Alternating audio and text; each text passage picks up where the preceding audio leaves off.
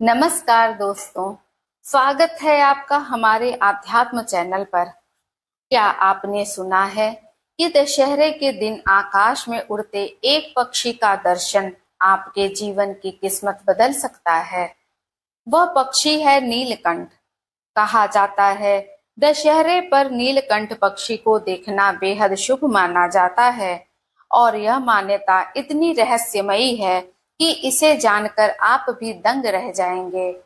नीलकंठ एक बेहद खूबसूरत पक्षी है जिसका गला और पंख नीले रंग से झिलमिलाते हैं।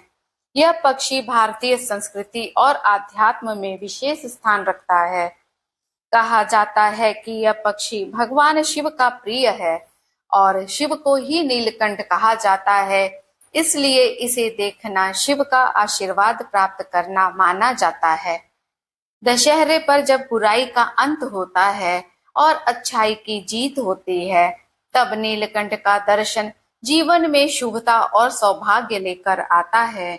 पौराणिक कथाओं के अनुसार जब देवताओं और दानवों ने समुद्र मंथन किया तो उसमें से अनेक रत्न निकले, परंतु उसी समय एक घातक विष हलाहल भी निकला। यह विष इतना प्रचंड था कि संपूर्ण सृष्टि को भस्म कर देता। देवता और दानव दोनों भयभीत हो गए। तभी भगवान शिव ने संसार की रक्षा के लिए उस विष को अपने कंठ में धारण कर लिया। विष के प्रभाव से उनका कंठ नीला हो गया और तभी से वे नीलकंठ कहलाए।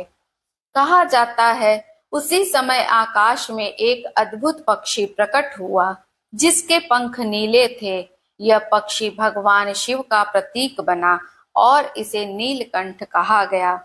दशहरे के दिन इस पक्षी को देखना ऐसा माना जाता है मानो भगवान शिव स्वयं आपको दर्शन दे रहे हों। भारत के कई क्षेत्रों में दशहरे पर नीलकंठ पक्षी को देखने की परंपरा है। ग्रामीण इलाकों में बच्चे और बड़े सुबह सुबह आकाश की ओर देखते हैं कि कहीं नीलकंठ दिखाई दे जाए। ऐसी मान्यता है कि यदि दशहरे के दिन नीलकंठ पक्षी का दर्शन हो जाए तो घर में सुख समृद्धि आती है, जीवन की कठिनाइयां समाप्त होती हैं, आने वाला वर्ष मंगलमय होता है, व्यक्ति को आत्मबल और साहस मिलता है। कुछ मान्यताओं के अनुसार दशहरे पर नीलकंठ को देखकर रावण दहन देखने जाना चाहिए।